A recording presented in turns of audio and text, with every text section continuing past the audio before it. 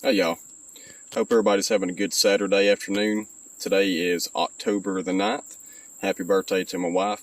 And we're going to show you how we build our raised beds, the wooden beds, similar to some of the ones we have in the garden here. Now, you can build these any dimensions you want. The ones in the garden are typically 10 foot long by 4 foot wide. Makes it a little bit easier to reach across the bed, or even 3 foot wide would be probably a little bit better. But these are going to be built to a 8 foot by 5 foot dimension, and basically this is going to be a raised flower bed for my wife, and that dimension fits the other one that we already have on the other side of the front porch. And if I know my wife, she likes things to match, so we're going to do a 5 by 8, and we're using treated lumber. We have 2 by 12s, and we've cut them to 8 foot and then 5 foot. And the 4 by 4 corner post, we've cut them to 2 foot long. Now, you don't have to do 2 foot long corner posts. We're doing this so we can attach little solar post cap lights, make this thing look a little bit pretty. But 2.5 inch screws, and we're just going to make a box, basically, y'all. Just make a square, and we're going to do it in sections.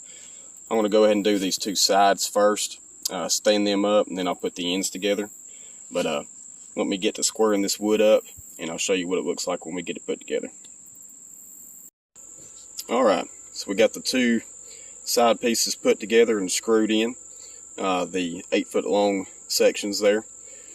Now on each corner post, we use 5 screws, stagger them, just kind of spaced about a little bit for a little bit extra security, I hope. Now we got to put on the ends, the 5 foot sections here. Now, like I say, this is a real easy build, y'all. A lot of people have asked, what's the best dimensions for a raised garden bed, and truthfully, I mean, it really don't matter. It's up to, what you want to do and where you want to put it as far as the space you have. Just make sure that it's deep enough for plants to be able to grow. Like I say, these are 2 by 12s, 12 inches deep, 10 inches, that would be sufficient too. Now, one thing I did want to add, as far as another reason why we only cut our corner post 2 foot, that way we could get one 8 foot long 4 by 4 post, cut it at 2, and we didn't have to waste any wood to do so. Other than that, these 2 8 foot long pieces were not cut. We used them whole, and then we had to buy one 10 foot 2 by 12 and cut them in 5 foot lengths for the sides, or for the ends rather. But real simple design. You can get fancy with it. We have some over there that are made with 10 on the sides and 2 by 4s. Looks a little bit better to the eye, but this will serve you just fine. I do recommend using treated lumber. A lot of people say, oh, treated lumber's got so many chemicals in it. Well, the main thing is treated wood used to be processed with arsenic. That is no longer the case. I've got some untreated beds. I've got some treated beds. Definitely the untreated beds that we built after, 2, almost 3 years, starting to rot. Termites have got it into it. Treated wood, it gives you a longer life. But anyway, let me get these ends put on, and we'll be back in just a few. And she's done, y'all.